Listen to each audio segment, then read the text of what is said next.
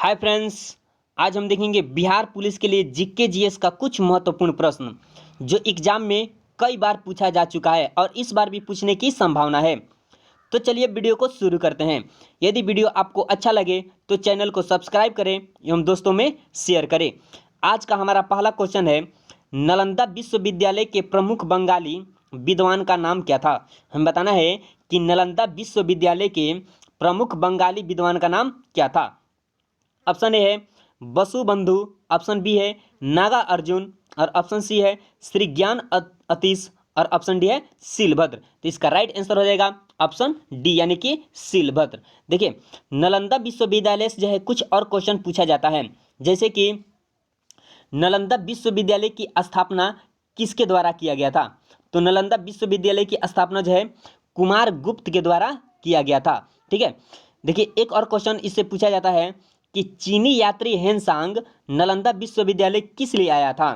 तो चीनी यात्री हेनसांग जो है नालंदा विश्वविद्यालय बौद्ध धर्म के दर्शन के लिए आया था, क्योंकि नालंदा विश्वविद्यालय जो है बौद्ध से ही क्या जाना जाता है। देखिए, यदि क्वेश्चन हमसे पूछ दिया जाए कि नालंदा विश्वविद्यालय की स्थापना कब हुआ था, तो नालंदा विश्वविद्यालय की स्थापना जो है 450 ईस्वी से 470 ईस्वी के बीच हुआ था।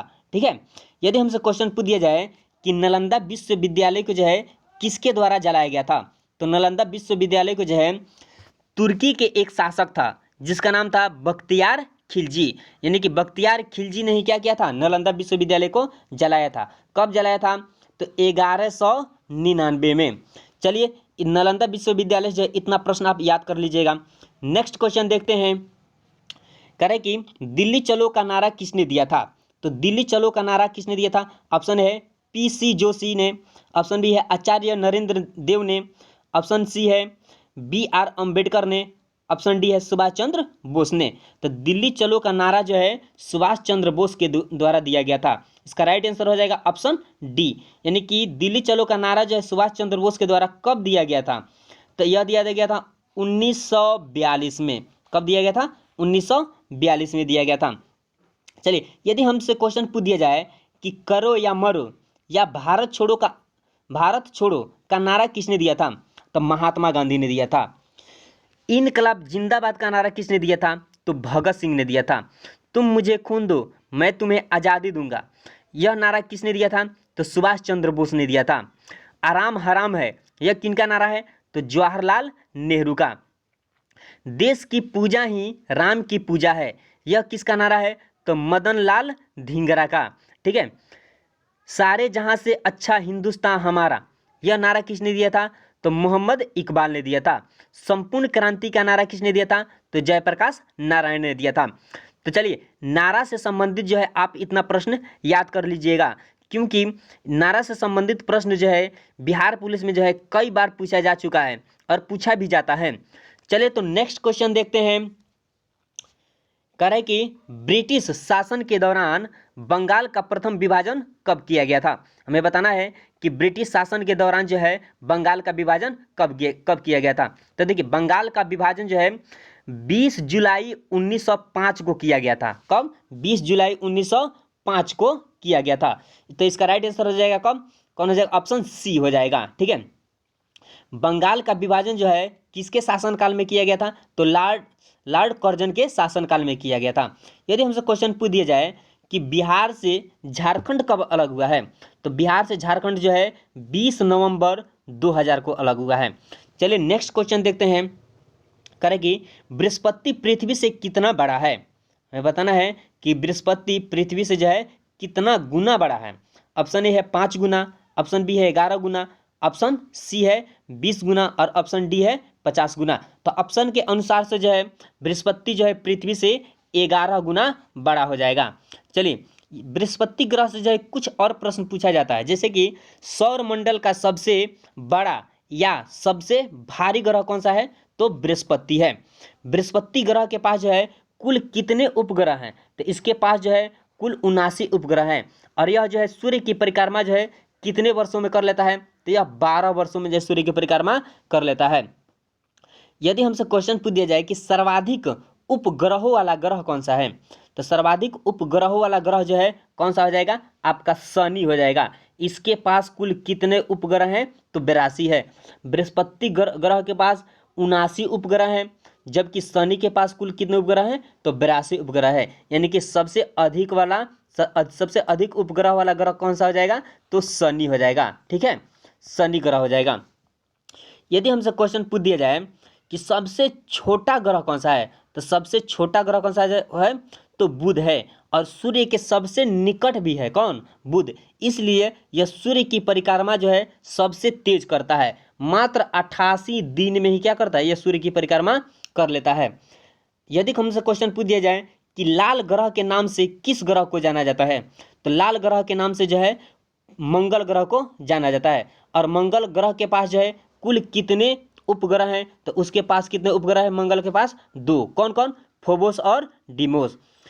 यदि हमसे क्वेश्चन पूछ दिया जाए कि सूर्य से तीसरा नजदीक ग्रह कौन सा है, तो देखिए सूर्य के सबसे नजदीक है बुध, उसके बाद कौन है, शुक्र, और उसके बाद कौन सा है, तो पृथ्वी है। यानी कि तीसरा नजदीक ग्रह कौन सा हो जाएगा, पृथ्वी हो जाएगा। और पृथ्वी का मात्र एक उपग्रह है, वह कौन सा है, तो चंद्रमा है। चलिए नेक्स्ट क्वेश्चन देखते हैं। इतना पॉइंट जो है आप याद कर लीजिएगा। नेक्स्ट क्वेश्चन है, संयुक्त राज्य अमेरिका का प्रथम राष्ट्रपति कौन था। हमें बताना है कि संयुक्त राज्य अमेरिका के प्रथम राष्ट्रपति कौन थे। ऑप्शन ए है जॉर्ज वाशिंगटन, ऑप्शन बी है अब्राहम लिंकन, ऑप्शन सी है JF केनेडी और ऑप्शन डी है रूजवेल्ट। तो इसका राइट आंसर हो जाएगा ऑप्शन ए हो जाएगा, यानी कि जॉर्ज वाशिंगटन। देखिए हमसे क्वेश्चन पूछ दिया जाए कि अमेरिका का खोज जो है किसने किया था, तो अमेरिका का खोज किसने किया था, तो क्रिस्टोफर कोलंबस ने किया था 12 अक्टूबर 1492 को। 12 अक्टूबर 1492 को किया था। ठीक है, 1492 को। यदि हमसे क्वेश्चन पूछ दिया जाए कि वास्को डिगामा ने भारत कब आया था, यानी कि कहा जाता है कि वास्को डिगामा जो है भारत का खोज किया था, जबकि वह भारत आने का समुद्री रास्ते का खोज किया था। और वह जो है भारत कब आया था, तो आया था 20 मई 1498 को। और यह जो है वास्को डिगामा भारत में 20 मई 1498 को कहाँ आया था, तो यह केरल के कालीकट बंदरगाह पर आया था। चलिए नेक्स्ट क्वेश्चन देखते हैं।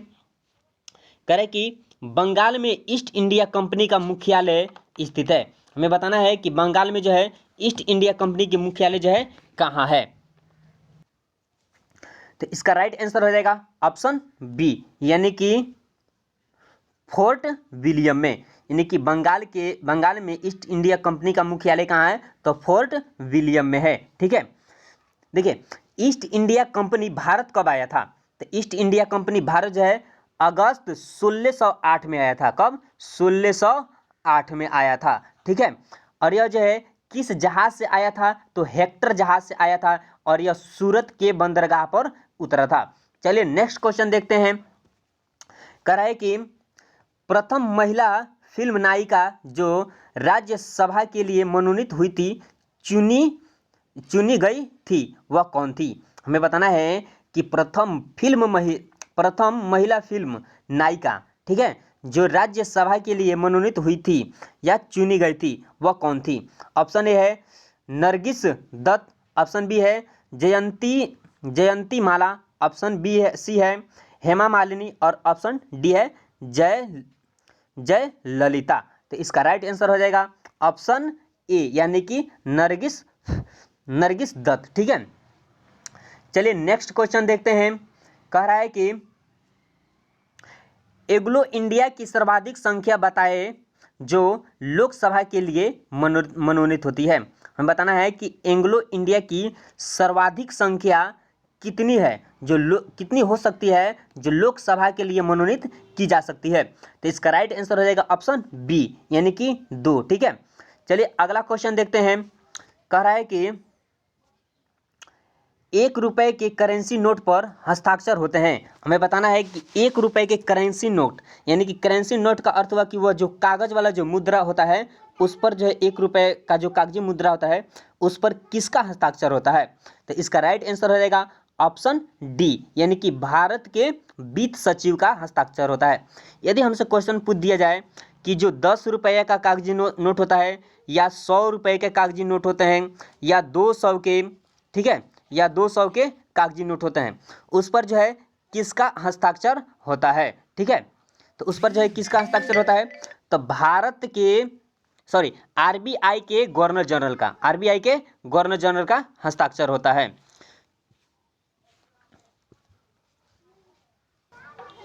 ₹1 का जो कागजी करेंसी नोट होता है उस पर किसका हस्ताक्षर होगा, तो भारत के वित्त सचिव का। ₹1 से ज़्यादा यानी कि 10 रुपया, 5 रुपया, 100 रुपया या 2000 का नोट, कितना का भी हो, उस पर जो है किसका हस्ताक्षर होता है, तो आरबीआई के गवर्नर जनरल का होता है, ठीक है। यदि हमसे क्वेश्चन पूछ दिया जाए कि आरबीआई का मुख्यालय, आरबीआई यानी कि reserve bank of India, RBI reserve bank of India का मुख्यालय कहाँ है, तो कहाँ है, तो मुंबई में है, ठीक है, यानी कि मुंबई, आरबीआई का मुख्यालय कहाँ है, मुंबई में है। यदि क्वेश्चन पूछ दिया जाए कि आरबीआई की स्थापना कब हुआ है, यानी कि रिजर्व बैंक ऑफ इंडिया की स्थापना कब हुआ है, तो 1 अप्रैल 1935 को हुआ है, ठीक है। यदि हमसे क्वेश्चन पूछ दिया जाए कि आरबीआई के प्रथम गवर्नर कौन थे, तो आरबीआई के प्रथम गवर्नर कौन थे, ओसबोर्न स्मिथ, ठीक है, आरबीआई के प्रथम गवर्नर ओसबोर्न स्मिथ थे, ठीक है। आरबीआई के प्रथम भारतीय गवर्नर कौन थे, ठीक है। यदि हमसे क्वेश्चन पूछा जाए कि आरबीआई के प्रथम गवर्नर, तो वो हो जाएंगे ओसबोर्न स्मिथ। यदि हमसे क्वेश्चन पूछ दिया जाए कि आरबीआई के प्रथम भारतीय गवर्नर कौन थे, तो सीडी देशमुख थे, कौन थे, सीडी देशमुख, ठीक है। अभी वर्तमान में जो है आरबीआई के गवर्नर कौन है, तो ये वर्तमान में जो है आरबीआई के गवर्नर जो है शक्तिकांत दास हैं। चलिए अगला क्वेश्चन देखते हैं, इतना पहुंच जो आप याद कर लीजिएगा। नेक्स्ट क्वेश्चन है हमारा, करे कि मुद्रास्फीति का तात्पर्य है, हमें बताना है कि मुद्रास्फीति का तात्पर्य क्या है। तो इसका राइट आंसर हो जाएगा, देखिए ऑप्शन ए है बजट के घाटे में वृद्धि, ऑप्शन बी है मुद्रा आपूर्ति में वृद्धि, ऑप्शन सी है सामान्य मूल्य सूचकांक में वृद्धि, और ऑप्शन डी है उपभोक्ता सामानों के मूल्य में वृद्धि। तो इसका राइट आंसर हो जाएगा ऑप्शन सी, यानी कि सामान्य मूल्य सूचकांक में वृद्धि, ऑप्शन सी हो जाएगा। चलिए नेक्स्ट क्वेश्चन देखते हैं, करें कि चंद्रमा की रोशनी को पृथ्वी पर पहुंचने में समय लगता है, हमें बताना है कि चंद्रमा का जो रोशनी है वह पृथ्वी तक आने में कितना समय लगता है। देखिए चंद्रमा जो है एक अदीप्त पिंड है, और अदीप्त पिंड उसे कहते हैं जिसके पास जो है खुद अपना प्रकाश नहीं होता है, तो वह जो है सूर्य के प्रकाश से क्या होता है, चमकता है, और सूर्य के प्रकाश जब पड़ता है चंद्रमा पर और चंद्रमा से टकरा करके उसका प्रकाश यानी कि पृथ्वी पर आने में कितना समय लगता है, हमसे यही पूछा है। तो इसका राइट आंसर हो जाएगा ऑप्शन बी, यानी कि 1.3 सेकेंड, 1.3 सेकेंड, ठीक है। कहीं कहीं पे देता है 2.8 सेकेंड, ठीक है, 2.89 सेकेंड। तो इसका राइट आंसर हो जाएगा यानी कि लगभग में, यानी कि 1.3 सेकेंड लगता है। देखिए तो इसका राइट आंसर क्या हो जाएगा, 1.3 सेकेंड, और लगभग में 1.3 सेकेंड होता है, कहीं कहीं पे देता है 1.28 सेकेंड। देखिए यदि हमसे क्वेश्चन पूछ दिया जाए कि सूर्य का प्रकाश, ठीक है, पृथ्वी तक आने में कितना समय लगता है, तो सूर्य के प्रकाश जो है पृथ्वी तक आने में कितना समय लगता है, तो ऑप्शन देता है कहीं पे 8.16 सेकेंड, तो यह भी क्या है, सही है। कहीं पे देता है 8 मिनट 20 सेकेंड, तो यह भी क्या है, सही है। कहीं पर देता है कि 500 सेकेंड, यानी कि 500 सेकेंड, तो यह भी क्या है, सही, यानी कि देखा जाए तो क्या है, तीनों सही है। अब कैसे सही है, देखिए सूर्य से जो है पृथ्वी जो है, सूर्य का परिक्रमा जो है पृथ्वी, मान लीजिए कि यह सूर्य है, ठीक है, सूर्य है, और यहाँ पे जो है पृथ्वी है। 1 मिनट रुक जाइए थोड़ा सा, देखिए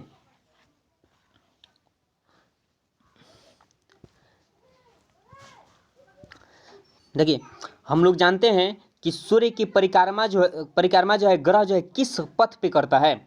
तो देखिए कई बार जो है क्वेश्चन में दे देता है वृत्ताकार पथ पे, ठीक है। तो उसका राइट आंसर वृत्ताकार पथ नहीं होगा। वृत्त का अर्थ होता है क्या, गोल, ठीक है।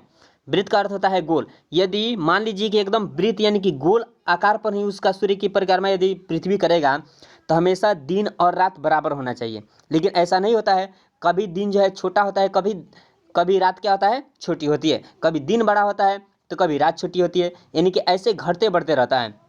होता कौन सी है कि जब सूर्य जो है यानी कि पृथ्वी जो है सूर्य से दूर रहता है, सूर्य से दूर रहता है, तो उस समय जो है सूर्य के प्रकाश जो है पृथ्वी तक आने में आपको 8 मिनट 20 सेकेंड लग जाता है। यदि मान लेते हैं कि यह पृथ्वी जो है यह चक्कर लगाते लगाते लगाते यदि यहाँ तक पहुँच गया, यानी कि यहाँ पे आ गया, यानी कि अब सूर्य के नज़दीक आ गया, तो इस स्थिति में जो है सूर्य के प्रकाश जो है पृथ्वी तक आने में 8 मिनट 16 सेकेंड लगता है। 8 मिनट 16 सेकेंड, 8 मिनट 16 सेकेंड हो जाएगा, ठीक है। यदि 8 मिनट आप क्या कीजिए, 8 मिनट 20 सेकेंड को आप मिनट में बदलिएगा तो यह हो जाता है आपका 500 सेकेंड। तो इसलिए क्या है, सभी इसका राइट आंसर सब हो जाएगा, यानी कि 8 मिनट 16 सेकेंड भी सही है, 8 मिनट 20 सेकेंड भी सही है, और 8 मिनट यानी कि और 500 सेकेंड भी सही है। चलिए अगला क्वेश्चन देखते हैं। यदि हमसे क्वेश्चन पूछ दिया जाए कि सूर्य से पृथ्वी तक की दूरी कितनी है, सूर्य से पृथ्वी तक की दूरी कितनी है, तो सूर्य से पृथ्वी तक की दूरी कितनी है, तो इसका राइट आंसर हो जाता है कि 14 करोड़, 14 करोड़, ठीक है, 14 करोड़ 96 लाख किलोमीटर, 14 करोड़ 96 लाख किलोमीटर, ठीक है। और चंद्रमा से पृथ्वी तक की दूरी कितनी है, तो 3,84,400 किलोमीटर, ठीक है, 400 किलोमीटर। देखिए सूर्य से पृथ्वी तक की दूरी 14 करोड़ 96 लाख किलोमीटर, और चंद्रमा से पृथ्वी तक की दूरी तो 3,84,400 किलोमीटर, ठीक है। चलिए अगला क्वेश्चन देखते हैं। कह रहा है कि सूर्य की दीप्तमान सतह को क्या कहते हैं, यानी कि जो सूर्य का जो प्रकाश आता है, यानी कि जो जलता है, लाइट जो दिखाई देता है, उस सतह को हम क्या कहते हैं। ऑप्शन ए है स्थल मंडल, ऑप्शन बी है प्रकाश मंडल, ऑप्शन सी है वर्णमंडल, और ऑप्शन डी है परिमंडल। तो इसका राइट आंसर हो जाएगा ऑप्शन बी, यानी कि प्रकाश मंडल। ऑप्शन बी हो जाएगा प्रकाश मंडल। देखिए यदि मान लेते हैं कि यह सूर्य है, हमसे क्वेश्चन पूछ दिया जाए कि सूर्य के बाहरी चमकीले सतह को क्या कहते हैं, तो बाहरी चमकीले सतह को क्या कहते हैं, कोरोना या किरीट कहते हैं। सूर्य में जो है ऊर्जा का स्रोत क्या है, तो सूर्य में ऊर्जा का स्रोत नाभिकीय संलयन है। यदि हमसे क्वेश्चन पूछ दिया जाए कि सूर्य में जो है सबसे अधिक मात्रा में कौन सा गैस है, तो वह कौन सा गैस है, हाइड्रोजन है, और वही हाइड्रोजन जो है हीलियम में बदलता है, जिससे क्या होता है सूर्य में ऊर्जा और ऊष्मा क्या होता है, उत्पन्न होता है। चलिए तो नेक्स्ट क्वेश्चन देखते हैं। कह रहा है कि ज्वार भाटा किस समय सबसे अधिक हुआ करता है, हमें बताना है कि ज्वार भाटा जो है किस समय सबसे अधिक हुआ करता है।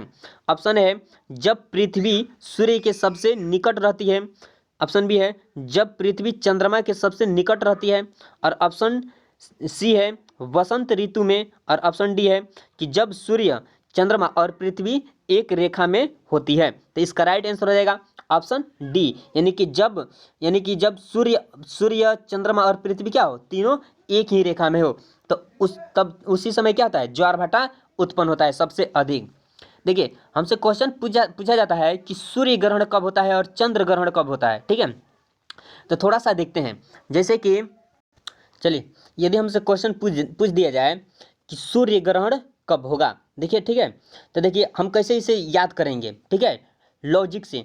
जैसे कि मान लेते हैं यह क्या है, सूर्य है, तो सबसे बड़ा क्या है, सूर्य, और उसके बाद सबसे बड़ा उससे कौन सा हो जाएगा, पृथ्वी।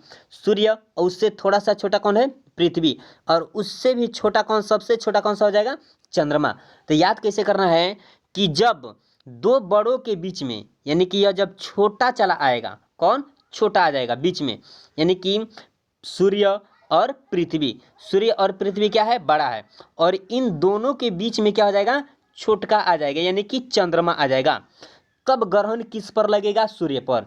अर्थात दो बड़ों के बीच में यदि छोटा बीच में आ जाएगा तो ग्रहण किस पे लगेगा, बड़ा पर। यानी कि कहने का अर्थ है कि सूर्य और पृथ्वी के बीच में जब चंद्रमा आ जाएगा तो ग्रहण लगेगा, सूर्य ग्रहण। ठीक है। यदि यदि हमसे क्वेश्चन पूछ दिया जाए कि अब जो है चंद्र ग्रहण कब लगता है, ठीक है, तो चंद्र ग्रहण कब लगेगा, तो चंद्र ग्रहण जो है, देखिए छोटा, देखिए चंद्रमा और सूर्य के बीच में यह सूर्य है और यह चंद्रमा है। ठीक है, इन दोनों के बीच में कौन है, पृथ्वी है। यानी कि चंद्रमा और सूर्य के बीच में पृथ्वी आ जाएगा, इधर सूर्य और इधर चंद्रमा, इन दोनों के बीच में पृथ्वी आ जाएगा, तब ग्रहण लगेगा छोटका पर, यानी कि चंद्र ग्रहण में, यानी कि चंद्र ग्रहण लगेगा। समझ में आ गया। एक बार और समझते हैं। यानी कि जब दो बड़ों के बीच में यह छोटा आ जाएगा, यानी कि चंद्रमा आ जाएगा छोटा, तो ग्रहण लगेगा बड़का पर, यानी कि सूर्य ग्रहण। यदि चंद्रमा और सूर्य के बीच में यह पृथ्वी आ जाएगा तब लगेगा हमारा कौन सी, छोटका पर ग्रहण, यानी कि चंद्र ग्रहण। चलिए अगला क्वेश्चन देखते हैं। आशा करते हैं कि आप जो है इतना मतलब कि टॉपिक को समझ गए होंगे। चलिए नेक्स्ट क्वेश्चन देखते हैं। कह रहा है कि प्रश्नवाचक चिन्ह के स्थान पर कौन सी संख्या आएगी। ठीक है, तो इसे चलिए बनाते हैं। देखिए यहाँ पे दिया है 1, यहाँ पे 9, यहाँ पे 25, यहाँ पे 7 और यहाँ पे खाली जगह है और यहाँ पे 121। देखिए तो 1 का वर्ग क्या होता है, 1 होता है। ठीक है, 1 का वर्ग 1 होता है, और 3 का वर्ग कितना होता है, 3 का वर्ग होता है 9, 4 छोड़ दिया है। फिर 5 का वर्ग कितना होता है, तो 25 होता है। फिर 6 छोड़कर 7 देखिए, तो 7 का स्क्वायर कितना होता है, तो 49 होता है। यानी कि एक क्या कर रहा है, छोड़ रहा है। यहाँ पे 1 लिया है तो 2 छोड़ा है, 3 लिया है तो 4 छोड़ा है, 5 लिया है तो 6 छोड़ा है, और 7 लिया है तो 8 छोड़ देगा। उसके बाद 9 आएगा, कौन सी, 9। तो 9 का स्क्वायर क्या हो जाएगा, 81 हो जाएगा। 9 का स्क्वायर 81 हो जाएगा। फिर 10 छोड़ दीजिए, 11 ले लीजिए, तो 11 का स्क्वायर कितना हो जाए, 121, जो यहाँ पे दिया है। तो इसका राइट आंसर क्या हो जाएगा, ऑप्शन बी, यानी कि 81 हो जाएगा। चलिए नेक्स्ट क्वेश्चन देखते हैं। कह रहा है कि विश्व का सबसे लंबा कैंटिलीवर ब्रिज डैश डैश में स्थित है। हमें बताना है कि विश्व का सबसे लंबा ब्रिज कौन सा है। तो विश्व का सबसे लंबा ब्रिज जो है आपका कैंटिलीवर है। कौन सा है, कैंटिलीवर ब्रिज। और यह जो है ब्रिज कहाँ है, तो इसका राइट आंसर हो जाएगा ऑप्शन सी, यानी कि विश्व का सबसे लंबा ब्रिज जो है कहाँ है, तो कनाडा में है। चलिए नेक्स्ट क्वेश्चन देखते हैं। कह रहे कि भैया दूज पश्चिम बंगाल में डैश डैश के नाम से जाना जाता है। यानी कि भैया दूज को जो है पश्चिम बंगाल में किस नाम से जाना जाता है, तो इसका राइट आंसर हो जाएगा ऑप्शन सी, यानी कि भाई फोटा के नाम से जो है भैया दूज को पश्चिम बंगाल में जाना जाता है। चलिए नेक्स्ट क्वेश्चन देखते हैं। करें कि नौका डूबी पुस्तक किसने लिखी है। हमें बताना है कि नौका डूबी पुस्तक के लेखक कौन है, तो इसका राइट आंसर हो जाएगा ऑप्शन डी, यानी कि रविंद्रनाथ टैगोर। ठीक है, देखिए पुस्तक और उससे लेखक से रिलेटेड जो है क्वेश्चन पूछा जाता है। जैसे कि यदि हमसे क्वेश्चन पूछ दिया जाए कि अर्थशास्त्र के लेखक कौन है, तो अर्थशास्त्र के लेखक कहीं पे चाणक्य देता है, कहीं पे कौटिल्य देता है और कहीं पे विष्णुगुप्त, जबकि यह तीनों नाम क्या है, एक ही है। तो अर्थशास्त्र के लेखक चाणक्य हो जाएंगे। यदि हमसे क्वेश्चन पूछ दिया जाए कि इंडिका के लेखक कौन है, तो इंडिका के लेखक जो हो जाएंगे मेगास्थनी। ठीक है, और मेघदूत या कुमार संभवम इसका लेखक कौन है, तो कालिदास हैं। ठीक है, बम का दर्शन यह किसका लेखक, ये मतलब कि बम का दर्शन जो पुस्तक है इसको किसने लिखा है, तो भगवती चरण बोहरा ने। ठीक है, हर्षचरित्र या कादम्बरी यह किसका लिखा, मतलब कि हर्षचरित्र और कादम्बरी के लेखक कौन है, तो बाणभट्ट। ठीक है, पंचतंत्र के लेखक कौन है, तो विष्णु शर्मा। गीत गोविंद के लेखक कौन है, जयदेव। बाबरनामा के लेखक कौन है, तो बाबर। शाहनामा के लेखक कौन है, तो फिरदौसी। और गीतांजलि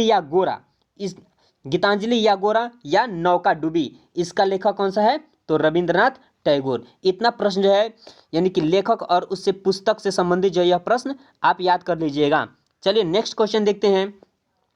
कह रहा है कि मयूर सिंहासन एक प्रसिद्ध रत्नोजड़ित सिंहासन था जिस पर भारत के किन सम्राटों की हुकूमत थी। ठीक है, हमसे क्वेश्चन पूछा गया है कि मयूर सिंहासन एक प्रसिद्ध रत्नोजड़ित सिंहासन था जिस पर भारत के किस सम्राटों की हुकूमत थी। तो इसका राइट आंसर हो जाएगा ऑप्शन सी, यानी कि मुगलों की।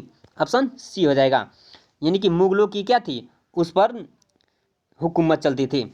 चलिए नेक्स्ट क्वेश्चन देखते हैं। नेक्स्ट क्वेश्चन कह रहा है कि इलेक्ट्रिक लैंप का आविष्कार किया था। हमें बताना है कि इलेक्ट्रिक लैंप का आविष्कार जो है किसके द्वारा किया गया था। ऑप्शन है फोर्ड ने, ऑप्शन बी मार्कोनी ने, और ऑप्शन सी है एडिसन ने, और ऑप्शन डी इनमें से कोई नहीं। तो इसका राइट आंसर हो जाएगा ऑप्शन सी, यानी कि इलेक्ट्रिक लैंप का आविष्कार एडिसन ने किया था। किसने किया था? एडिसन ने किया था। यदि हमसे क्वेश्चन पूछा जाए कि टेलीविजन का आविष्कार किसने किया था, तो टेलीविजन का आविष्कार जो है जे.एल. वर्ड ने किया था। और टेलीफोन का आविष्कार किसने किया था, तो टेलीफोन का आविष्कार जो है ग्राहम बेल ने किया था। ठीक है, परमाणु बम का आविष्कार किसने किया था, तो ऑटो हान ने किया था। ठीक है, और रेडियम का आविष्कार किसने किया था, यानी कि खोज किसने किया था, तो मैडम क्यूरी ने। और माइक्रोस्कोप का खोज किसने किया था, तो जेड जॉनसन ने, यानी कि माइक्रोस्कोप का खोज जेड जॉनसन ने। यानी कि आविष्कार से संबंधित जो है यह प्रश्न भी याद कर लीजिएगा। चलिए तो नेक्स्ट क्वेश्चन देखते हैं। करें कि बढ़ती उम्र के वैज्ञानिक अध्ययन को कहा जाता है, तो क्या कहा जाता है, तो जरा विज्ञान। क्या कहा जाता है? जरा विज्ञान। चलिए नेक्स्ट क्वेश्चन देखते हैं। करें कि अपारदर्शी वस्तुओं का रंग निम्न में से रंग की अवस्था के कारण होती है। हमें बताना है, क्वेश्चन कह रहा है कि अपारदर्शी वस्तुओं का रंग निम्न में से रंग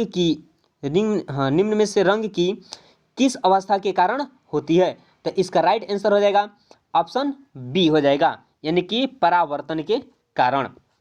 अगला क्वेश्चन कह रहा है कि जब बर्फ पानी में पिघलता है तो हमें बताना है कि जब बर्फ जो है पानी में पिघलता है तो क्या होता है।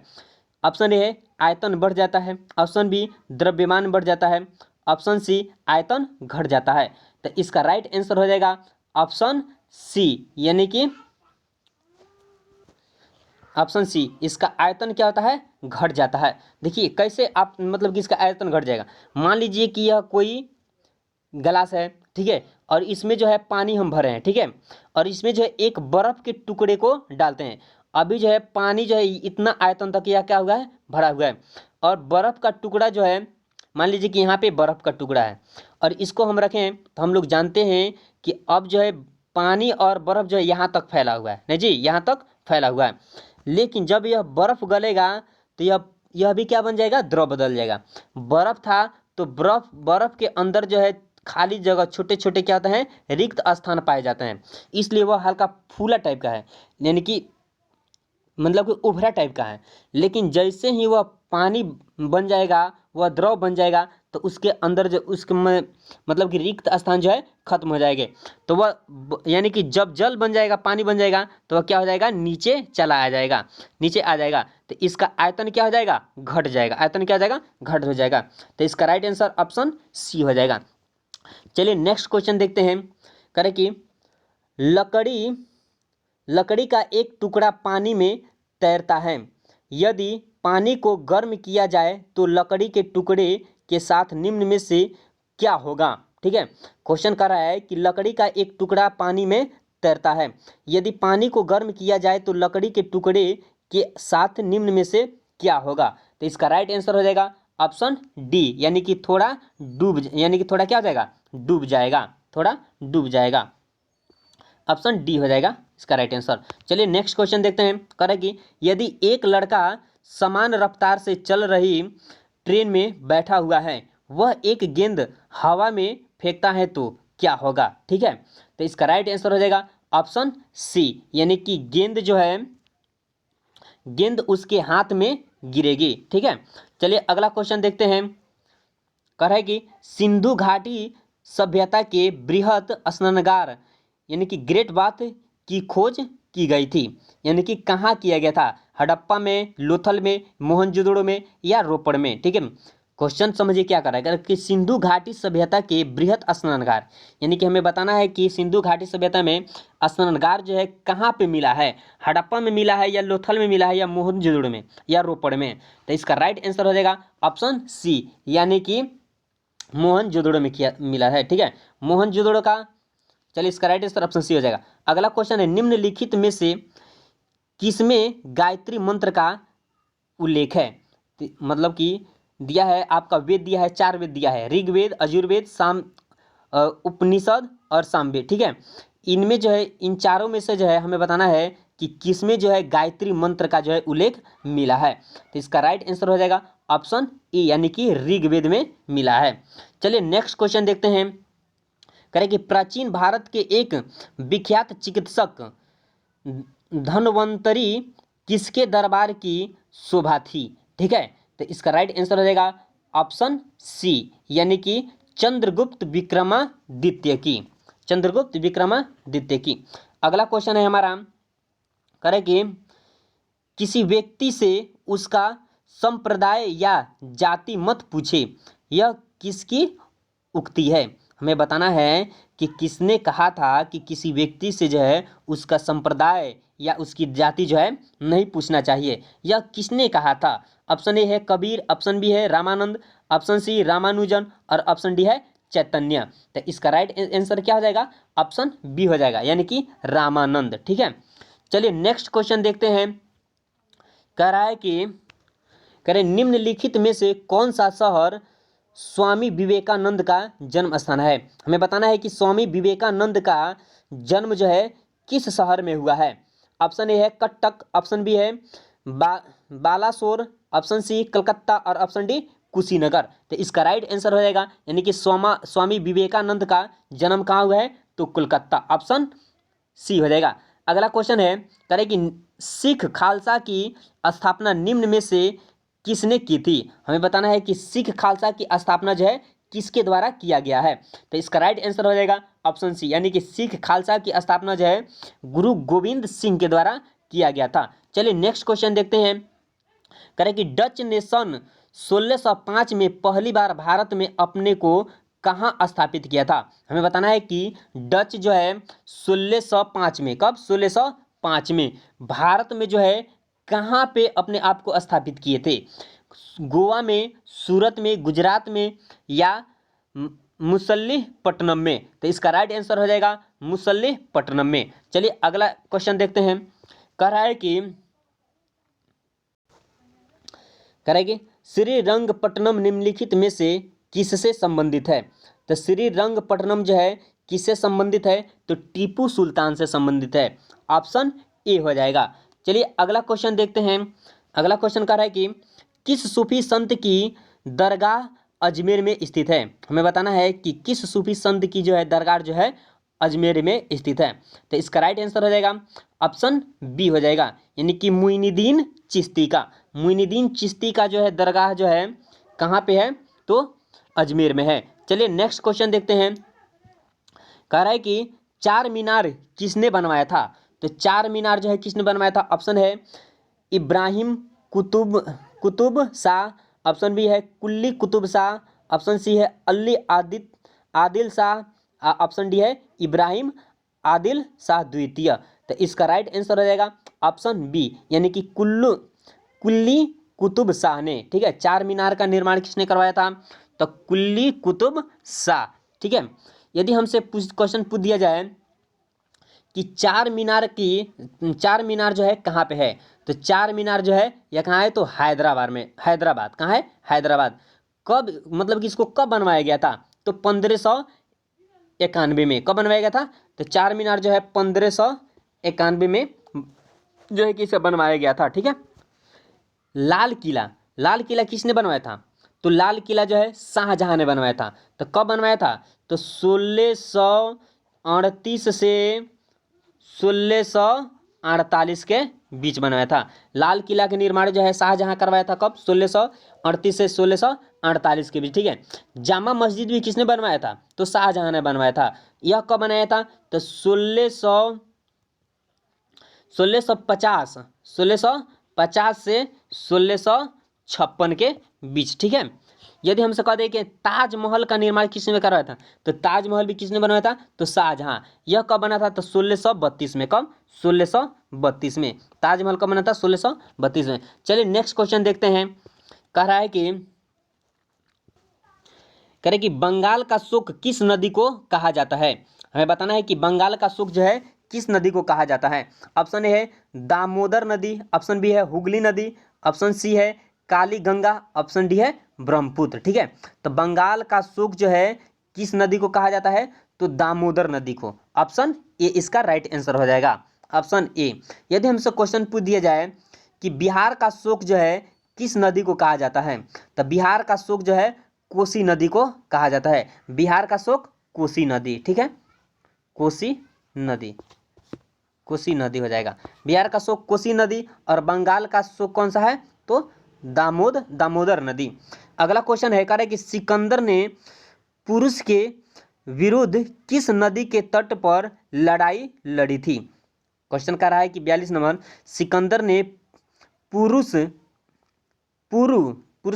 सिकंदर ने पुरु के विरुद्ध किस नदी के तट पर लड़ाई लड़ी थी? तो इसका राइट आंसर हो जाएगा ऑप्शन बी, यानी कि झेलम नदी पर, ठीक है, झेलम नदी पर। चलिए यदि हमसे क्वेश्चन पूछा जाए कि तुलबुल परियोजना जो है किस नदी पर है? तुलबुल परियोजना, तो तुलबुल परियोजना जो है झेलम नदी पर ही स्थित है। चलिए नेक्स्ट क्वेश्चन देख रहे हैं। करें कि दिल्ली सल्तनत किसके आक्रमण से वस्तुतः खत्म हो गई? ठीक है, हमें बताना है। करें कि दिल्ली सल्तनत किसके आक्रमण से जो है यानी कि वस्तुतः खत्म हो गई?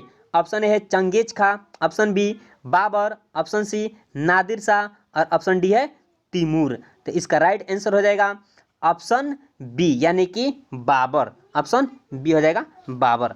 चलिए अगला क्वेश्चन देख रहे हैं। देखिए यदि हमसे क्वेश्चन पूछा जाए कि बाबर का जन्म कब हुआ था, तो बाबर का जन्म जो है 14 फरवरी 1483 को हुआ था। बाबर का जन्म कब हुआ था? 14 फरवरी 1483 को, यानी कि 83 को हुआ था।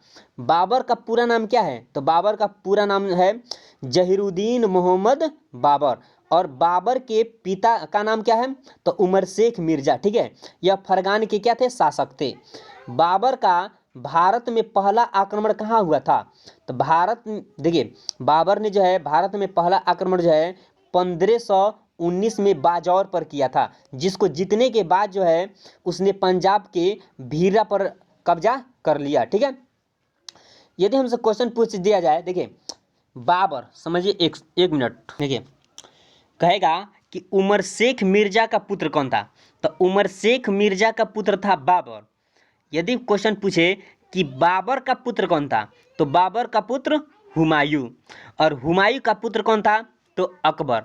और अकबर का पुत्र कौन था? तो जहांगीर। और जहांगीर का पुत्र कौन था? तो शाहजहां, ठीक है। इतना पॉइंट आप याद कर लीजिएगा। जैसे कि एक बार और सुनिए, उमर शेख मिर्जा का पुत्र कौन था? बाबर, यानी कि बाबर के पिता का नाम कौन सी? उमर शेख मिर्जा। और बाबर का पुत्र कौन सी था? हुमायूं, यानी कि हुमायूं के पिता का नाम कौन सी? बाबर। और हुमायूं का पुत्र कौन था? अकबर, यानी कि अकबर के पिता का नाम हुमायूं। और अकबर का पुत्र कौन था? तो जहांगीर, यानी कि जहांगीर के पिता का नाम अकबर।